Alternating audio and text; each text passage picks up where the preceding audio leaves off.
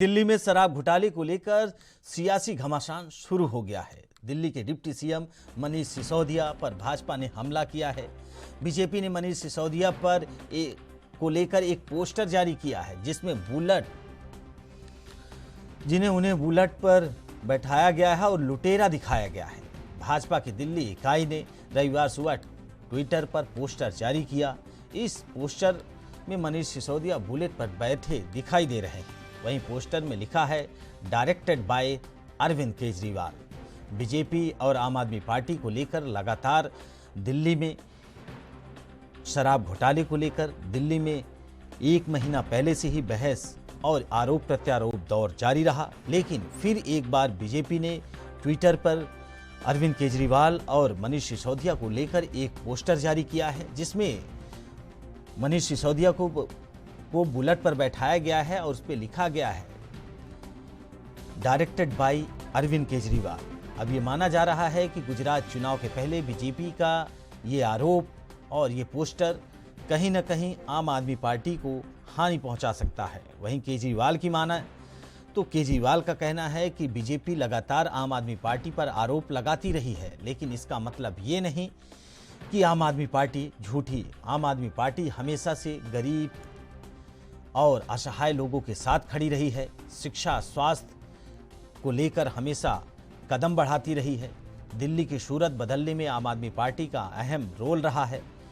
वहीं केजरीवाल गुजरात चुनाव में बीजेपी को कड़ी टक्कर देने का तमाम मुद्दों के साथ बीजेपी को घेरने की कोशिश भी कर रहे हैं, लेकिन माना यह जा रहा है कि गुजरात चुनाव के पहले बीजेपी लगातार आम आदमी पार्टी को शराब घोटाले को लेकर पंजाब से दिल्ली तक घेरते आई है।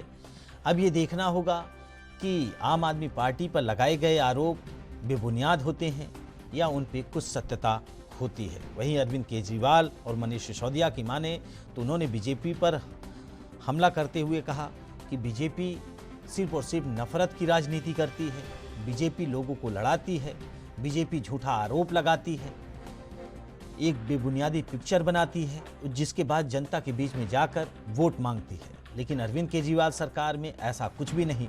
अरविंद केजरीवाल सरकार विकास को अपना रास्ता मानती है और जो असहाय होते हैं, जो गरीब होते हैं, जिनके पास कुछ नहीं होता, या फिर केजरीवाल शिक्षा स्वास्थ्य तमाम ऐसे मुद्दों को लेकर हमेशा काम करती है।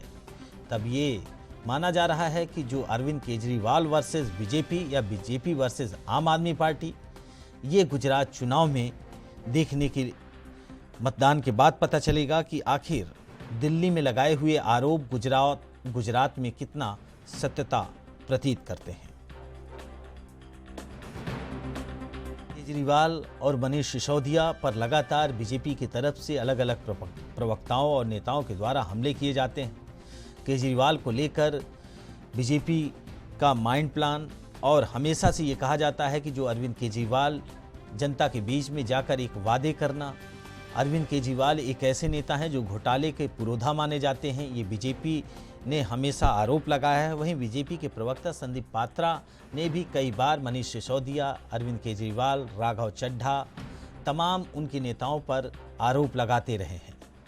तो शराब घोटाला एक ऐसा मामला जिसे लेकर अरविंद केजरीवाल वर्सेस यानी कहा जाए बीजेपी होता रहा है। वहीं उपराज्यपाल से भी अरविंद केजरीवाल की शराब घोटाले को लेकर बनती नहीं दिख रही है। लगातार उपराज्यपाल महोदय अरविंद केजरीवाल को कटघरे में खड़े करते रहे हैं। वहीं केजरीवाल अपने मंसूबों को, अपने नियति को लेकर हमेशा जनता के बीच में जाने के दावे को खरा बताते रहे हैं कि हम जनता के बीच में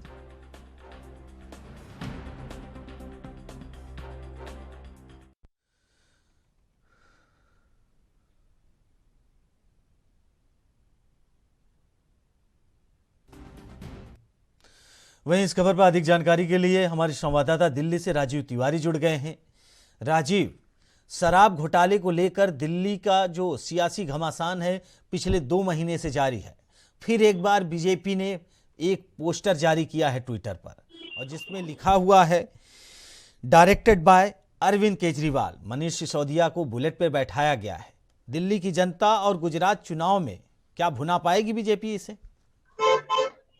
देखिए, यहाँ पर बात करें जिस तरीके से लगातार आम आदमी पार्टी को घेरने की कोशिश की जा रही है, आबकारी नीति यानी शराब घोटाले को लेकर लगातार बड़े आरोप लगाए जा रहे हैं भाजपा की तरफ से, चाहे वो संदीप पात्रा के द्वारा हो या फिर दिल्ली प्रदेश आदेश गुप्ता के द्वारा हो या फिर कहें केंद्र सरकार के द्वारा हो। लगातार कहीं ना कहीं आम आदमी पार्टी को घेरने की कोशिश की जा रही है, यहाँ तक कि आम आदमी पार्टी भी अब लगातार अपने आप को कहीं ना कहीं बेदाग बताती नजर आती है। यहाँ तक कि ये भी कहा जाता है कि आम आदमी पार्टी की तरफ से कि वो जनता के लिए आए हैं, जनता के लिए कार्य कर रहे हैं, जनता के लिए सुविधाएं दे रहे हैं। दिल्ली को रोल मॉडल का तब बनाया गया है, वही रोल मॉडल जो है अब गुजरात के अंदर पेश किया जा रहा है और लगातार कहीं ना कहीं इसको लेकर राजनीति भी देखने को मिल रही है। यहाँ पर बात करें भाजपा की, तो भाजपा की तरफ से तमाम आरोप लगाए गए हैं, पोस्टर वार भी किए जा रहे हैं। यहाँ तक कि ये भी कहा जा रहा है कि जो तिहाड़ जेल के अंदर सत्येंद्र जैन गिरफ्तार हैं, जो बंद हैं, उनको लेकर भी कहीं ना कहीं आरोप लगते नजर आ रहा है। सुकेश जयशंकर की बात करें तो उनको लेकर भी कहीं ना कहीं आम आदमी पार्टी को घेरा जा रहा है, मगर यहाँ पर आम आदमी पार्टी की तरफ से भी कहीं ना कहीं अपना बचाव किया जा रहा है और कहीं ना कहीं भाजपा को भी घेरने की कोशिश की जा रही है। ये भी कहा जा रहा है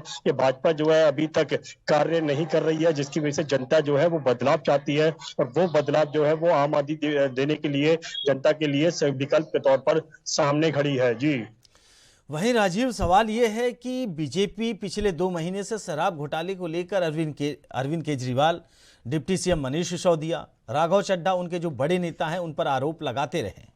लेकिन सवाल ये है कि क्या बीजेपी के द्वारा ये जो आरोप फिलहाल लगाया गया है, क्या दिल्ली की जनता या फिर इसे गुजरात चुनाव में भुनाना बीजेपी के लिए सरल होगा?